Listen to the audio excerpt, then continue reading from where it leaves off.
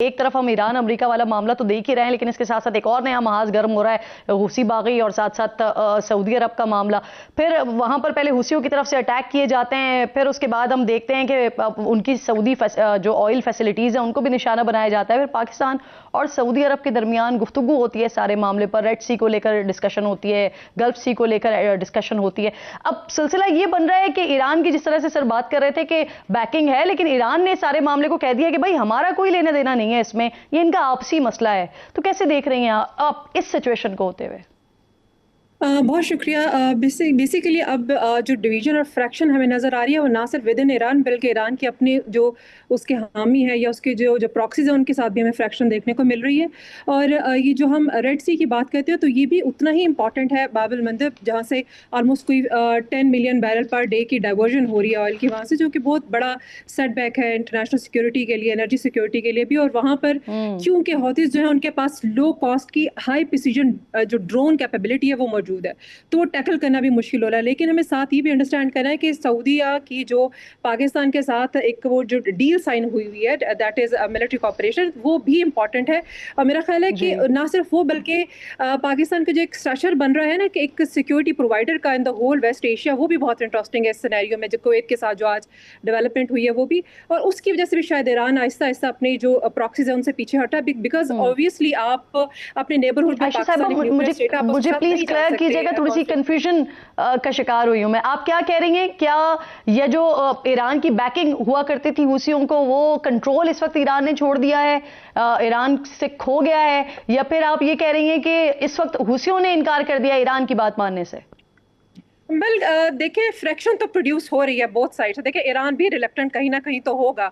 और दूसरी बात है कि हौसीज भी जहाँ कहाँ तक साथ देंगे, बिल्कुल ऐसे ही है जैसे अगर आपको याद हो तो जब स्टार्ट में जब ये ईरान की वॉर स्टार्ट हुई थी तो उसके वक्त अमेरिका ने कांटेक्ट किया था ईरान में मौजूद कुर्द के साथ जो उनके माइनॉरिटीज है, और उस वक्त उन्होंने भी इनकार किया था कि हम किसी किस्म से इसमें हिस्सा नहीं बनेंगे। और ऑब्वियसली हौसीज जो है वो आखिर कब तक साथ देंगे, तो वहां से भी इस तरह से आ सकती है कि इंटरेस्ट ना शो करना और ऑब्वियसली एक सेटबैक भी फेस करें। फिर देन एक जो मिलिट्री डील अगेन जो मैं बात करी जो पाकिस्तान के साथ साइन हो चुकी है वो बहुत इंपॉर्टेंट है ना, उसके कुछ क्लॉजेज ऐसे हैं जो म्यूचुअल एग्रीमेंट की बात करते हैं। फिर देन कुवैत का इंटरेस्ट शो करना, फिर रीजन के अंदर बाकी जितने भी स्पेशली जो वेस्ट एशिया है उसके अंदर जो इंटरेस्ट पाकिस्तान के साथ डेवलप होना, ये जो कैपेबिलिटी है पाकिस्तान की, ये इस पे भी ईरान को आई थिंक उसको थोड़ा सा वो है कि वो अपने उसमें वापस आ रहा है कि नहीं, मुझे अब एस्केलेशन मजीद नहीं चाहिए इस रीजन के अंदर। और अगेन मैं इस बात से भी एग्री करूंगी कि ईरान का जो एक पॉजिटिव पॉस्चर बना हुआ था ना, वो आहिस्ता आहिस्ता जो है उसने लूज किया अपनी इंटरनल इंस्टीट्यूशनल फ्रैक्शन की वजह से। एग्जैक्टली, जो 6-7 जुलाई वाले जो अटैक्स किए गए ईरान की तरफ से, उसके बाद फिर सिचुएशन डिफरेंट हुई है ईरान के हवाले से। बिल्कुल आप दुरुस्त कह रही हैं। वकार साहब, मुझे ये फरमाइए सर,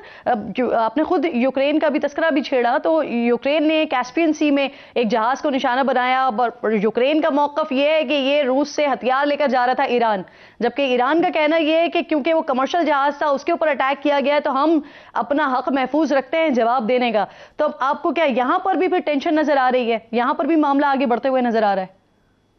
आई थिंक ये मैसेजिंग हुई है, जो हिस्ट्री है रशिया यूक्रेन वॉर की, उसमें आई थिंक ईरान ने बड़ा खुल के रशिया को सपोर्ट किया था।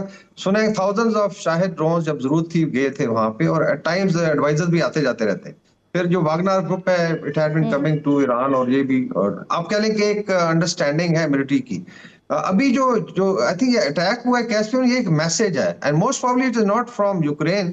साफ है यूक्रेन के पीछे फिर पूरी नेटो है और CIA है कि now your shipping will be unsafe around the world, क्योंकि इनका काफी सारा ट्रेड राइट आउट से आता भी है, जिसमें कैस्पियन हो सकता है, ब्लैक सी है, कि आपको कहीं भी हिट के, तो एक वल्नरेबिलिटी क्रिएट की गई है कि बेसिकली सप्रेशन टैक्टिक्स। और दूसरा, यूक्रेन ने भी अपना स्कोर सेटल किया है। ये जरूर है कि जो रशिया है they must be worried, because Russia का जो काफी सारा ट्रेड है कैस्पियन के थ्रू होता है, एक बड़ा सेफ पैसेज समझा जाता है, बिकॉज इसमें ज्यादा हॉस्टिलिटी नहीं है, मतलब अज़रबैजान है या तुर्कमेनिस्तान है, ऊपर कजाकिस्तान है, और फिर रशिया और नीचे ईरान है। तो इस लिहाज से इस सेफ पैसेज को हिट करने का मतलब है कि प्रेशर बढ़ेगा, सो इट मींस कि आपका नॉर्थ जो फ्लैंक है उसको भी एंगेज किया जा रहा है। तो ये इस सब मैसेज। दूसरा, I think I take it to जो रेड सी वाला, ये बड़ा क्रिटिकल हो गया, बिकॉज अभी आपने देखा कि Pakistan is now becoming almost a pivot of stability. अगर ये कुवैत वाला आगे चलता है, काफी सारी शिकें सामने नहीं आए, बट मोस्ट लाइकली आहिस्ता आहिस्ता this will become an agreement, something very close to what Saudi Arabia Pakistan did. फिर स्टेप की बात हो रही है, सऊदी अरेबिया, तुर्की, इजिप्ट, पाकिस्तान। ये एक नया फ्रेमवर्क बनेगा रीजनल सिक्योरिटी का। तो ईरान को आई think they have a very good option कि आप इंटीग्रेट होके इसके अंदर शामिल हो जाए, बी नॉर्मलाइज्ड। और जो अंदर जी टसल है उसकी भी एक रीजन है कि आईआरजीसी कैन सीट, अगर लड़ाई खत्म होती है और नॉर्मलाइज हो जाता है, आना जाना शुरू हो जाए, Iran becomes part of the entire system, तो फिर वहां पे आई थिंक वो जिसको कहते हैं चौधराहट का इश्यू होगा, पावर जो है स्लिप कर जाएगी। तो ये भी जी कुछ फैक्टर हो सकते हैं। एंड अनफॉर्चुनेटली हुतीज का तो आई एम वेरी श्योर ठीक कि ये टेक्सट अप्रूवल से हुआ है, but they are now under pressure, they are being सही सैंडविच्ड फ्रॉम बेसिकली पीएलसी नीचे से प्रेशर डाल रही है। ठीक। तो दे एक और भी इस वक्त मामला चल रहा है ना अब बिल्कुल ठीक। आयशा साहिबा, अभी सिचुएशन ये हुई है कि एक ऑयल टैंकर टकरा गया जो बारूदी सुरंगें हैं वहां पर मौजूद, उससे एग्जैक्टली अपनी नौयत का एक तो पहला वाकया है भी, और ईरानी मीडिया जो दावा कर रहा है उनका मौकफ भी यही है कि जो हमारा बताया हुआ रूट है उससे हटकर क्योंकि ये जहाज सफर कर रहा था तो इस वजह से तो फिर होना ही था ये। अब प्रॉब्लम ये है कि क्या ये कशीदगी में इजाफा कर सकता है, क्योंकि जो अभी हालिया मौजूदा कशीदगी चल रही है वो भी तो यही है ना, क्योंकि ईरान बार बार जोर ही इसी बात पर दे रहा था कि जो हमारे बताए हुए रूट्स हैं उस पर सफर किया जाए, अदरवाइज या तो निशाना भी बनाया जा सकता है या फिर वो बारूदी सुरंगों से टकराया जा सकता है, क्योंकि उनको खुद भी याद नहीं है कि कहां पर लगी हुई थी। तो फिर उसके लिए उनको चाहिए ना, उनसे बार बार कहा भी गया जिस तरह से किरण कि आप हमें एक्सेस दें ताकि हम उसको वहां से रिमूव कर सके, उस पैसेज को सेफ बनाया जा सके, वो उस पर भी नहीं आ रहे हैं। तो मुझे लगता है कि ये जिस पे हम लास्ट टाइम भी बात करते कि ये जो मोनोपोली क्रिएट करना है ना, ये इंटरनेशनल वाटर्स के अंदर रिमेंबर जो 45 डेज की जो जंग चली है उसमें अमेरिका की तरफ से ये क्लेम किया गया था कि हमने बारूदी सुरंगों को साफ करने का अमल शुरू कर दिया है। हाँ, लेकिन वो फिर अगेन जब जंग वो एमओयू ही जब उन्होंने उसको नलीफाई कर दिया और दोबारा वो स्टेट ऑफ वॉर में आ गई तो चीजें मिडल में रह गई ना, तो वो चीजें उस तरह से क्लीन अप हुआ ही नहीं। तो अब इसी वजह से अगर ये इस तरह से टैंकर जो हैं उसे टकरा रहे हैं और इस तरह से डैमेज हो रहा है, तो ये बहुत ही एक सीरियस कंसर्न है इन अ वे कि आप फिर एक जो नॉर्मल सिविलियन जिसको हम पैसेज कहते हैं, आप उसको भी एक पीसफुल रास्ता नहीं प्रोवाइड कर सक रहे। और अगेन जो ईरान की इस रीजन में मोनोपोली है वो बड़ी डिस्टर्बेंस है इस इंटरनेशनल वाटर के अंदर, ये प्रेसिडेंट सेट करती है फिर बाकी स्टेट्स के लिए कि अच्छा उन्हें भी ऐसा करना चाहिए।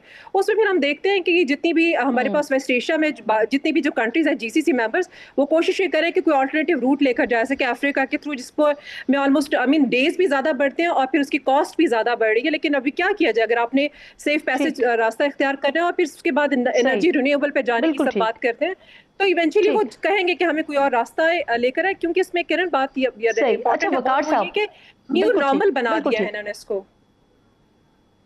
जी एग्जैक्टली अब सारा मामला लेकर ही स्ट्रेट ऑफ हॉर्मुज पर ही आ गए हैं ना। वकार साहब एक और इशू भी है, एक तरफ हम अमेरिका में जब देखते हैं वहां पर भी हमें क़यादत में डिस्टेंस भी नजर आता है और डिफरेंस भी नजर आता है, दूसरी तरफ ये ईरान में भी हमें दिखाई देता है। तो कुछ अर्सा पहले बाकर कालीबाफ साहब, उनका इंटरव्यू बाकायदा सरकारी टीवी के ऊपर नशर होने से रोक दिया गया था।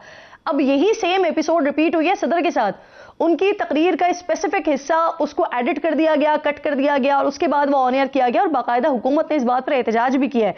रॉयटर्स की तरफ से ये रिपोर्ट किया गया है कि सदर ने अवाम से खिताब में कहा था, अल जजीरा की तरफ से कहा गया इनफैक्ट कि गुज़िश्ता साल की 12 रोज़ा जंग में शहीद सुप्रीम लीडर ने मुज़ाकरात की मंजूरी दी, लेकिन अवाम में जाकर उन्होंने मुज़ाकरात से इनकार कर दिया।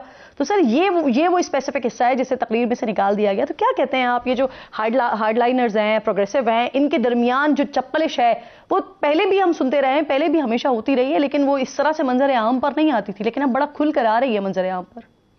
आई थिंक जब तक तौरीक खamenei साहब थे तो काफी कंट्रोल था।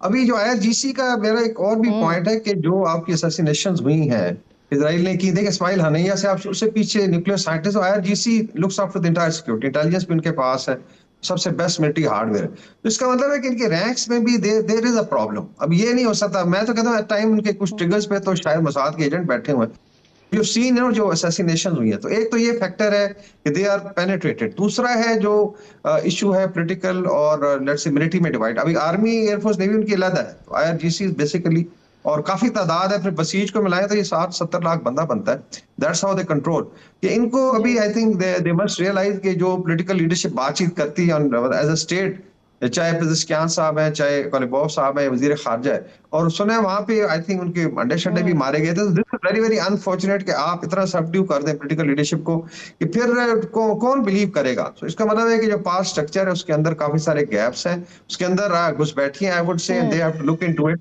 काफी सफाई की गई and that's where I think danger है कि इस तरह के एलिमेंट इसको खराब करते हैं। और ये रीजन वही है कि at time they look at कि their power will reduce, not realizing कि ईरान का कितना नुकसान। और अभी अगर आप बेल्ट ठीक। देखें 150 किलोमीटर की जी फ्रंट लाइन जी सूबे जो है गल्फ पे सबको टारगेट किया जा रहा है, ब्रिजेस हैं, इंफ्रास्ट्रक्चर है, और ईरान मेरे ख्याल मुतहम्मल नहीं हो सकता। 9 करोड़ की आबादी है, people have to move ahead, youth है उन्होंने, और हमसे ज्यादा पढ़े लिखे हैं, तो हर कोई I think now is fed up of this war. और शायद आईआरजीसी को यही है कि उनका फिर पावर जो है वो चेक हो जाएगा या चैलेंज हो जाएगा और सिविल लीडरशिप गालिब आ जाएगी। तो ये मेरे ख्याल में दे ठीक। Have to sort out this differences. जी बिल्कुल ठीक। आयशा साहिबा आप भी इसका जवाब दीजिए प्लीज कि किस तरह से आप अल जजीरा की स्टोरी को देख रही हैं, और इसमें इंटरेस्टिंग फैक्टर ये कि सरकारी मीडिया सरकार के हवाले से यानी हुकूमत के हवाले से ये कह रहा है कि जो दोहरा मौक़िफ़ है इसको कट करना, इसको एडिट करना, ये जो है वो जिम्मेदारी है ताकि आवाम में इस तरह की चीज ना जाए। कैसे देख रही हैं आप इसे? असल में जो IRIB जो ईरानियन मीडिया है ना, ये सारा कंट्रोल करते हैं IRGC ये हार्डलाइनर्स, और वही नहीं चाहते कि कोई ऐसा मैसेज करे, क्योंकि मैसेज में पहले ये बात वो एक मीडिया पर कह चुके हैं इंटरनेशनली कि हम किसी भी किस्म के डायलॉग नहीं चाहते थे, ना हमारे शहीद लीडर चाहते थे। लेकिन जब प्रेसिडेंट ने ये बात की तो ऑब्वियसली वो ड्यूअलिटी आ जाती थी, तो उसको वो खत्म करने के लिए कि वो, लेकिन वो चीज़ और बढ़ के सामने आ गई, फ्रैक्शन और नजर आना शुरू हो गई। लेकिन इससे एक चीज़ हमें समझ आती है, वो ये कि जो पार्लियामेंटेरियंस है ना, जिसको आप प्रोग्रेसिव कह रही थी, वो चाहते हैं कि देखिए ऑब्वियसली इकोनॉमिक लॉस है, उसके बाद आवाम है जिसको कॉमन एवरीडे लाइफ की चीज़ें मुयसर नहीं है, ऑलरेडी सैंक्शन से गुजरे हैं इतने सालों से, तो वो चाहते हैं कि चीज़ें बेहतरी की तरफ आएँ।